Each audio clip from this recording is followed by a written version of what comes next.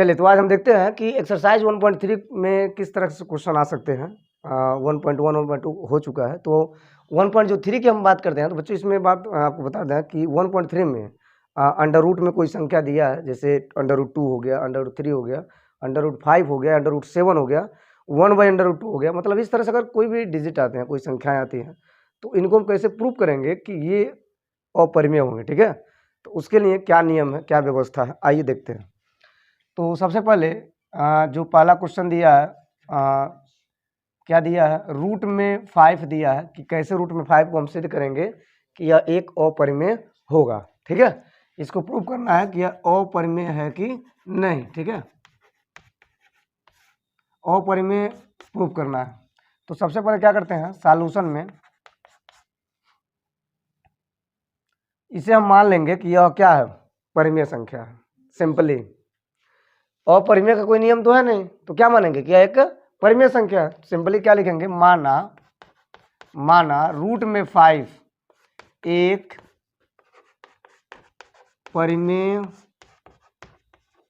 संख्या है। ठीक है, तो जब रूट में 5 एक परिमेय संख्या है तो ये किसके बराबर होगा? परिमेय का मतलब होता है P/Q, या यूं बोले A/B, या तो ये अंडर रूट में 5 हो जाएगा सपोज A/B के बराबर।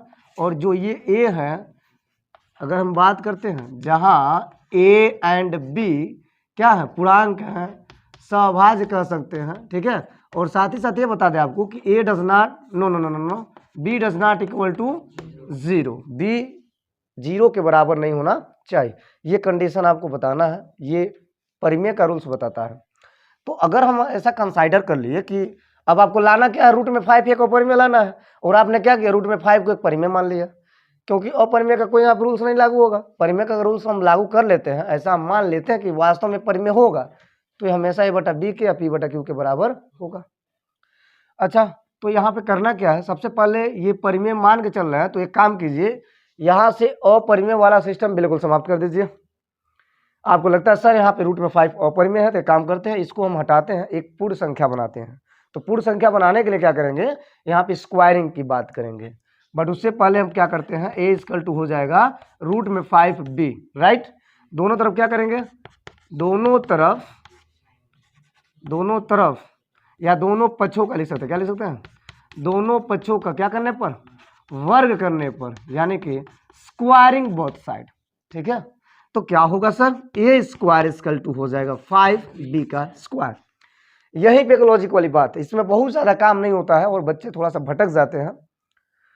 थोड़ा सा ही फोकस करना, ज़्यादा नहीं, कि जो A² है और जो B² है, इसके बीच में एक संख्या आ रहा है जिसका नाम है 5। तो A² 5B का स्क्वायर, अगर ध्यान से देखें तो यहाँ पर 5 को अगर हम यहाँ से हटाते हैं, दैट मीन्स यहाँ गुणा करें और ये 5 यहाँ आएगा, ऐसा आप एज्यूम करें कि सब 5 इधर आएगा तो क्या हो जाएगा, डिवाइड करेगा।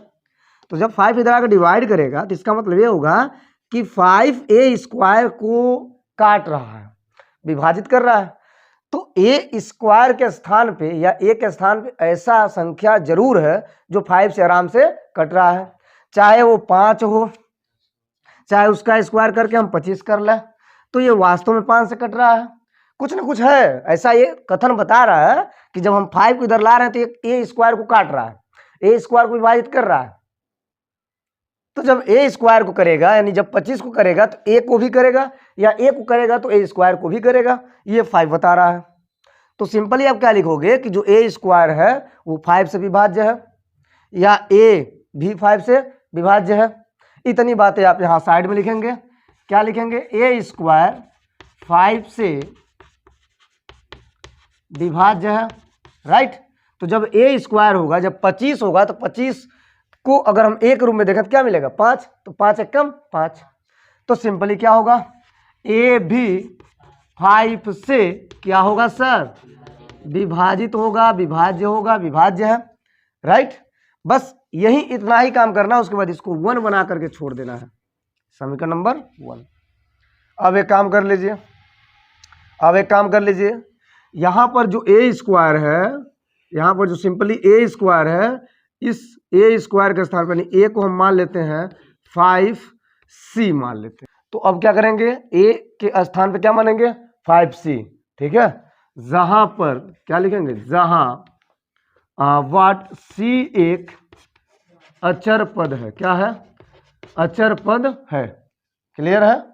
अब होगा क्या, ए के मान को यानी 5c को कहाँ भरेंगे, ए स्क्वायर के पोजीशन में, तो यहाँ हो जाएगा 5c का स्क्वायर इक्वल टू 5b का स्क्वायर, राइट। यहाँ बच्चों 5 × 25 हो जाएगा, 25c का स्क्वायर इक्वल टू हो जाएगा 5b का स्क्वायर, 5 एकम 5, 5 × 25। अब ध्यान से देखें तो b स्क्वायर 5c स्क्वायर के बराबर हो गया। यहाँ पे a और b दोनों एडजस्टेड था, इसीलिए हमने क्या किया, एक अचर पद c के रूप में माना है, ताकि आराम से आपका काम बन जाए, a का फॉर्मेट भी मिल जाए और b का भी फॉर्मेट मिल जाए।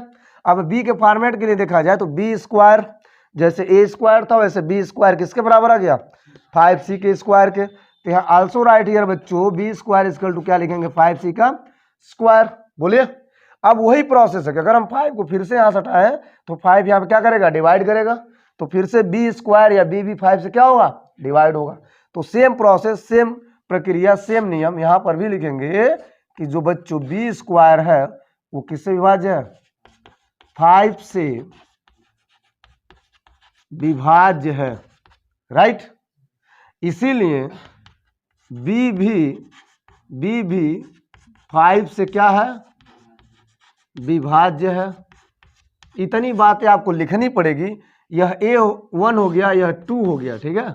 अब जरा समझें एक बार और, समीकरण जो 1 में आया है a स्क्वायर 5b का स्क्वायर, समीकरण 2 में जो आया है b square equal to 5c का स्क्वायर, ये दोनों समीकरणों को ध्यान से देखा जाए। अगर आप दो समीकरण बना लेते हैं तो दोनों समीकरण को ध्यान से देखिए, क्या दिख रहा है कि यहाँ पे 5 ने a स्क्वायर या a को काटा, यहाँ पर 5 ने b स्क्वायर या b को काटा।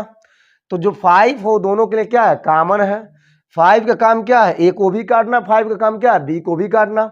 बहुत आसान भाषा में कह सकते हैं कि 5a और b का एक उभयनिष्ठ गुणनखंड है, एक कॉमन फैक्टर है। यहाँ पे केवल और केवल 5 ही एक ऐसा गुणनखंड है जिसने a और b को काटा, केवल और केवल एक ही ऐसा गुणनखंड है, इसके अलावा कोई और अतिरिक्त गुणनखंड नहीं है। सॉरी यार, जिसका नाम क्या है, 5 है। तो यहाँ पे कुछ आप शब्दों को लिखेंगे, कुछ भाषा को लिखेंगे। क्या लिखेंगे, जैसा कि आपके स्क्रीन पे दिख रहा है, क्या कि यहाँ पर हमारी कल्पना त्रुटिपूर्ण हो चुकी थी, हमने अपनी कल्पना को गलत ले लिया था, अतः इस प्रकार कह सकते हैं कि रूट में 5 क्या है, अपरिमेय है, न कि परिमेय है। जैसा कि आपकी स्क्रीन पर दिख रहा है बच्चों, आप चाहें तो स्क्रीन से नोट कर सकते हैं, पूरा भाषा लिख सकते हैं। आपको बता दें कि जब आप एक क्वेश्चन सॉल्व करते हैं, रूट में किसी एक डिजिट को लेते हैं, दैट मीन्स एक अभाज्य संख्या का वर्ग को लेते हैं, तो आपको कोई भी अभाज्य संख्या दे दिया जाए, यानी यहाँ पे 5 लिए हैं, अगर 2 दे दिया जाए, 3 दे दिया जाए, 7 दे दिया जाए, 11 दे दिया जाए, 13 दे दिया जाए, आप हर एक संख्याओं का ये इस तरह से प्रूव कर सकते हैं, अपरिमेय संख्या सिद्ध कर सकते हैं, राइट। तो बच्चों यहाँ तक इसके शॉर्ट लें, नोट करें। या चलिए एक क्वेश्चन दिए थे, बहुत ही प्यारा क्वेश्चन दिए थे, उस क्वेश्चन को जरा आप बताएं तो, अंडर रूट में 2 प्लस अंडर रूट में 3, ये आपको प्रूव करना है कि यह अपरिमेय है। क्या प्रूव करना है, अपरिमेय है, ठीक है। चलिए अब देखते हैं कितने लोग प्रूव करके आए, कितने लोग नहीं प्रूव किए हैं, क्या मतलब इसका। अगर दोनों करंट में दे दिया तो कैसे हम अपरिमेय सिद्ध करेंगे, ठीक। तो बच्चों सबसे पहले वही प्रक्रिया है, सेम कंडीशन रहेगा, कुछ करना है नहीं, इसमें आपको प्यारा प्यारा मान लेना है कि ये क्या है, परिमेय, ठीक है। माना अंडर रूट में 2 प्लस वाट अंडर रूट में 3, ठीक है, क्या है, एक परिमेय है, एक परिमेय संख्या है, राइट। अब चलिए क्या होगा, अब ये टोटल हो जाएगा अंडर रूट में 2 प्लस वाट अंडर रूट में 3 इक्वल टू हो जाएगा a बटा b के। सिंपली ये तो आप जानते हो कि जहां, फिर से वही भाषा, a एंड b पूर्णांक है, सिंपली क्या है, पूर्णांक है, एंड क्या लिखेंगे, b does not equal to 0, ठीक है। चलिए अब इसमें लॉजिक वाली बात क्या है, सिंपली एक संख्या दिया था, इसके पहले भी प्रूव किए हो कि रूट में 5 दिया है, तो इजीली स्क्वायर किए हैं, आराम से काम हो गया है। अब यहाँ पर क्या करेंगे, यहाँ पे दोनों रूट में दिया है, तो दोनों रूट में दिया है तो सिंपली एक को आप पक्षांतर कर लो, ठीक है। यानी कोई भी अगर यहाँ पे रूट में 2 रखते हैं तो रूट में 3 जाएगा, रूट में 3 रखते हैं तो रूट में 2 जाएगा। तो सिंपली यहाँ पे हम रखते हैं रूट में 2, ठीक है। इसकल 2 हो जाएगा a बटा b माइनस हो जाएगा रूट में 3। मेरी बातें क्लियर हो रही है एकदम इजीली। अब क्या करेंगे, अब लिखेंगे दोनों पक्षों का वर्ग करने पर, दोनों पक्षों का वर्ग करने पर स्क्वायरिंग बोथ साइड, राइट। तो यहाँ पे हो जाएगा 2 सिंपली हो जाएगा। यहाँ पे अगर ध्यान से देखा जाए तो यहाँ पे क्या मिलेगा, a माइनस बी का होल स्क्वायर, बोलिए a by B minus root में 3 का होल स्क्वायर। आप जानते हो, पूरी दुनिया जानती है कि a माइनस बी का होल स्क्वायर क्या होता है, यह तो सिंपली क्या लिखेंगे a का square, that means a by b का square minus 2ab, 2 into a का मतलब होता है a बटा b, 2ab यानी कि रूट में 3 प्लस b का स्क्वायर करेंगे तो रूट में 3 क्या हो जाएगा, 3 हो जाएगा। अब सिंपली क्या करना है बच्चों, यहाँ पर करना क्या है, ये अब रूट में केवल एक ही चीज बचा, वो 3 है, तो 3 को एक साइड में कर लेंगे और पूरा अंक एक साइड में कर लेंगे, ठीक है। ध्यान समझिएगा, ये 2 है या, और मैं काम करता हूँ इस पूरे टर्म को एक पास लाता हूँ, ये माइनस वाला जो टर्म है ये पूरा इधर लाते क्या हो जाएगा, प्लस में, ये हो जाएगा 2 into A by B root में 3। बोलिए अब क्या होगा, यहाँ पे इक्वल के बाद क्या दिया है a बटा बी का स्क्वायर, राइट। और ये 2 उधर जाएगा तो ये माइनस हो जाएगा, यस या नो, यस।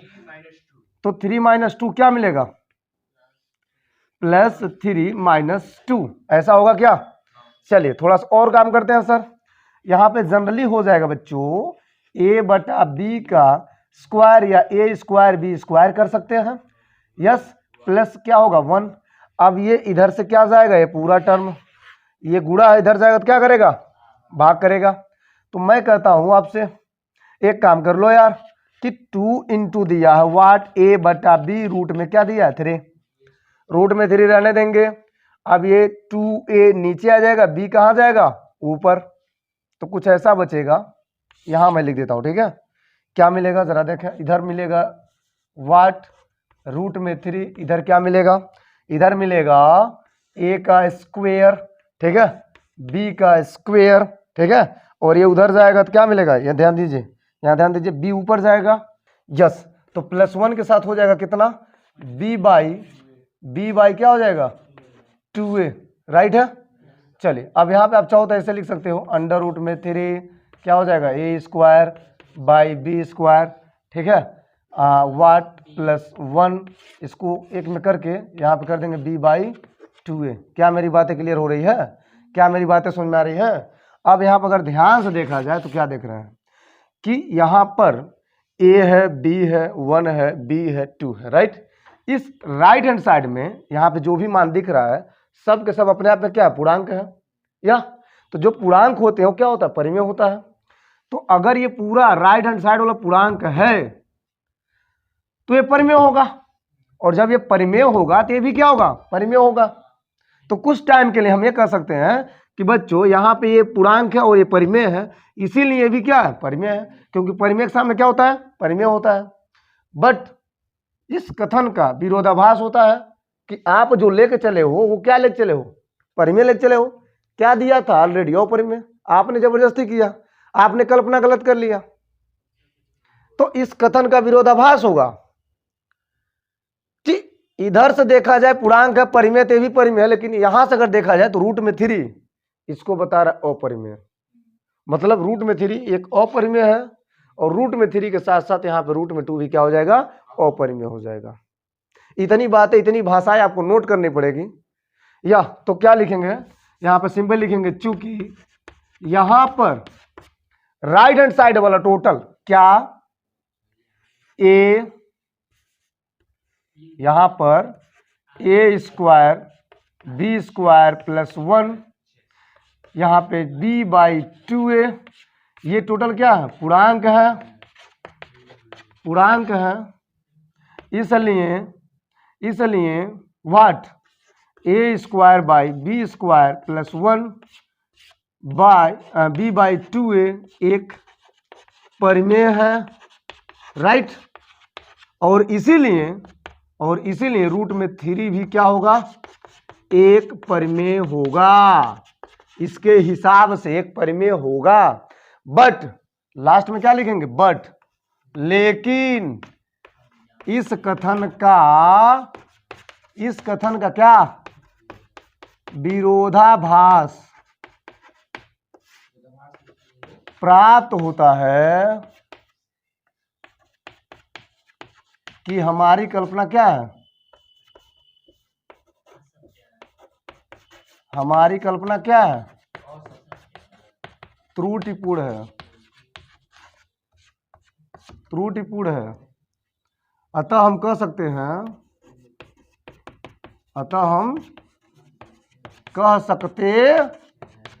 क्या कह सकते हैं कि रूट में 3 एक अपरिमेय है।